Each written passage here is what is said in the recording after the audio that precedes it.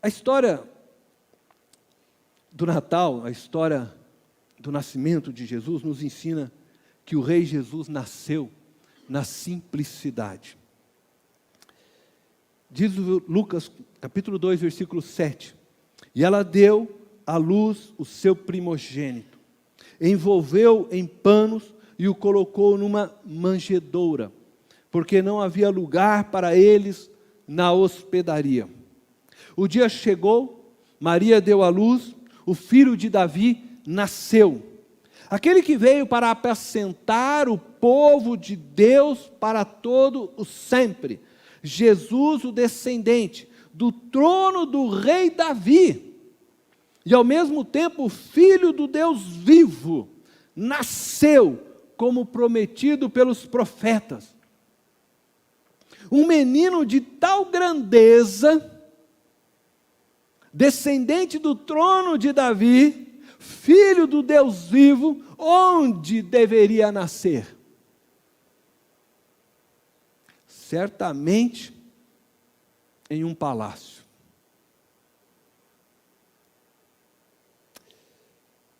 Eu penso que qualquer um de nós pensaria nisso, né? Rodeado de riquezas, empregados. Entretanto, aquele que nasceu para reinar sobre Israel e sobre toda a criação, ele não foi encontrado em um berço de ouro. Ele não foi gerado por nenhuma família nobre e rica, abastecida materialmente. Sequer pôde nascer em um quarto de uma hospedaria. Não. Jesus nasceu em uma manjedoura. Um coxo. Um local feito para colocar a comida dos animais. Ele nasceu cercado de simplicidade e viveu toda a sua vida na simplicidade. Jesus nasceu contrariando as expectativas do povo de Israel. O povo esperava um Messias, que fosse um líder político, para expulsar os romanos. Alguém nobre, do trono de Davi. Mas em vez disso, ele foi rejeitado pelo mundo e pregado pelos romanos, em uma cruz. Ele nasceu em uma estrebaria cercado por animais, porque não havia lugar para eles na hospedaria. As hospedarias estavam lotadas, com os soldados romanos e com as diversas pessoas que haviam descido, assim como José, né, e Maria haviam ido para Belém, a fim de se apresentarem para o recenseamento.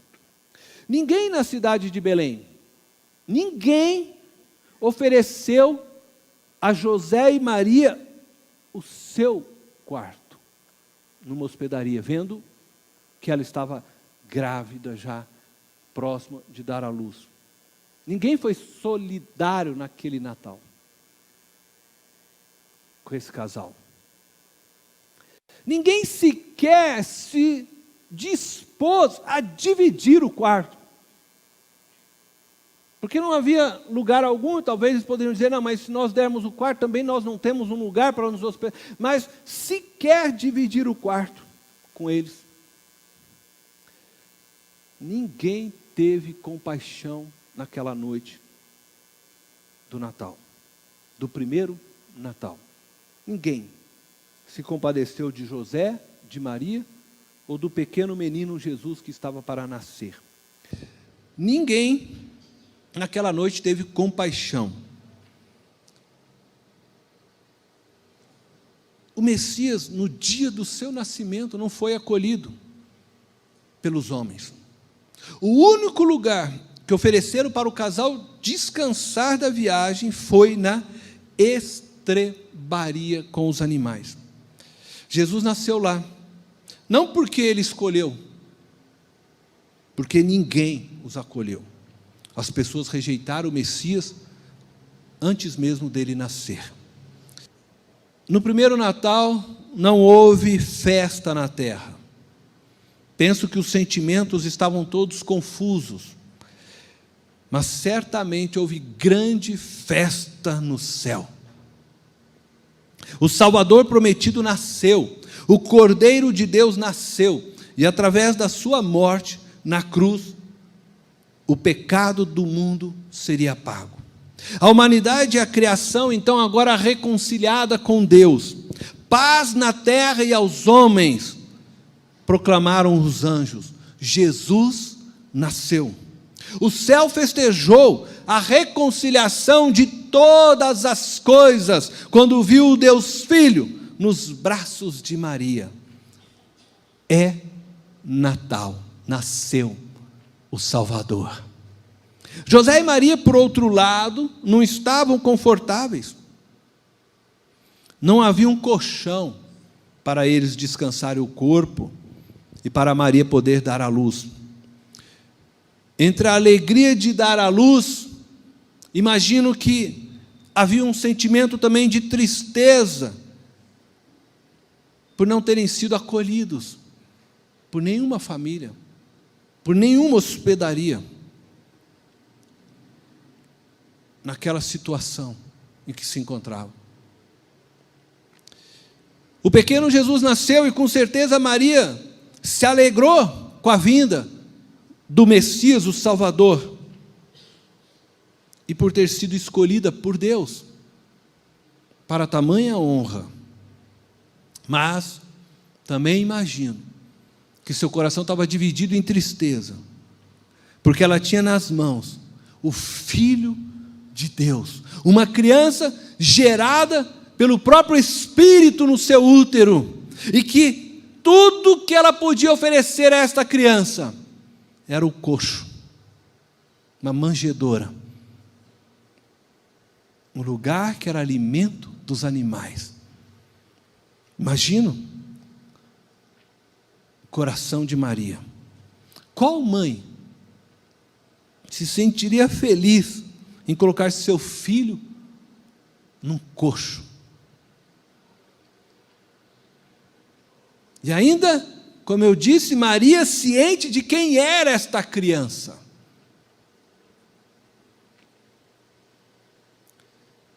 Você consegue imaginar uma estrebaria?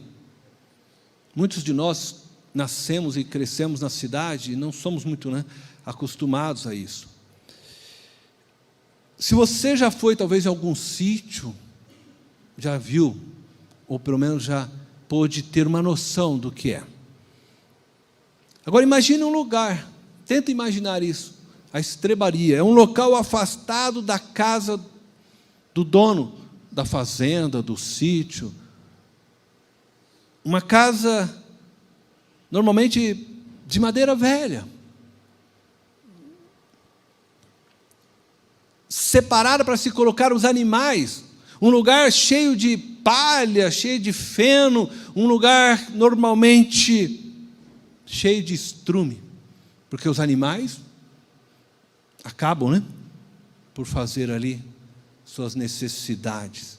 E aquele local normalmente cheira mal, porque o estrume que ali é feito fica por ali e vai secando. E nós sabemos que onde há esterco, há estrume, logo há moscas. Este é o lugar que Jesus nasceu. Não tinha energia elétrica, não tinha luz, não tinha banheiro, uma suíte, não tinha um lugar para lavar as mãos. Ali nasceu o homem que morreu por nós numa cruz. Ali nasceu o Filho de Deus. E da mesma forma eu quero destacar aqui duas lições dessa verdade histórica do nascimento de Jesus. E a primeira delas é que a essência da vida não está no ter. A vida, ela não consiste no que conquistamos materialmente, não se encontra nos bens alcançados, nos títulos universitários, nem nos prêmios Nobel que possam ser alcançados. A vida não se concretiza de fato em nós, enquanto vivemos na tentativa de construirmos nossa própria história, de fazermos nosso nome grande, mas ela se concretiza em nós, quando tentamos construir a existência do outro na história, quando abrimos mão da grandeza para servirmos o nosso próximo. É isso que eu aprendo ao olhar para aquele menino na manjedoura, que abriu mão da sua glória, conforme foi cantado, para se fazer servo e morrer pela humanidade. A segunda lição que eu aprendo a olhar é que a vida é simples, enquanto se vive na simplicidade. Jesus anunciava já em seu primeiro dia de vida que a vida se vive na simplicidade. Ele veio para servir e não para ser servido. Ele veio para morrer por todos, a fim de que muitos vivam através de sua morte. Ele nasceu e viveu na simplicidade, pois compreendia que a vida humana não pertence ao homem, mas sim àquele que lhe deu a vida, o Criador. Portanto, abra mão de si mesmo para viver em unidade com Deus. Abra mão de si mesmo para viver a missão que Deus confiou a você. E as pessoas que abrem mão de si agradam a Deus. Agora, as pessoas que não abrem mão de si,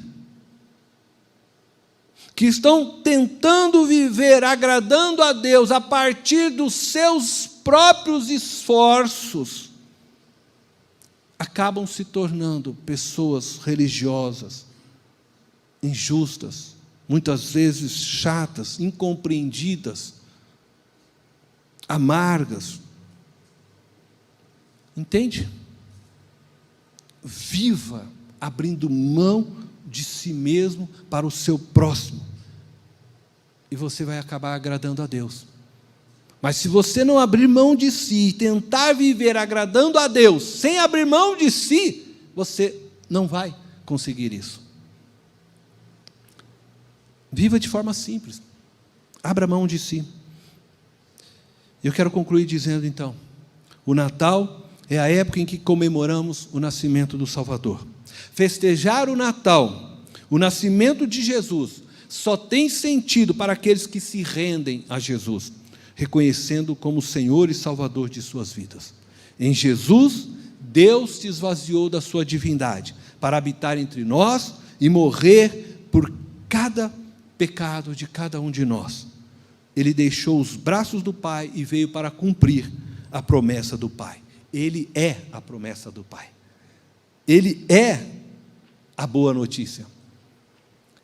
Sem o seu sacrifício, estávamos todos condenados à segunda morte. Por isso, o Natal é tão importante para nós, porque nesse dia, recordamos o nosso Salvador nasceu. A vida eterna é uma realidade para todo o que nele crê. Ela está ao alcance, porque o Salvador veio, morreu por nós, e mediante a fé nele, em Jesus, o Cristo, nós nos apropriamos da sua vitória. Que você tenha um ótimo Natal, abençoado. Que Jesus seja sempre o seu Salvador e Redentor. E na noite de Natal, pare e fale à sua família, aqueles que estiverem com você nesta noite, porque o Natal existe. Deus te abençoe.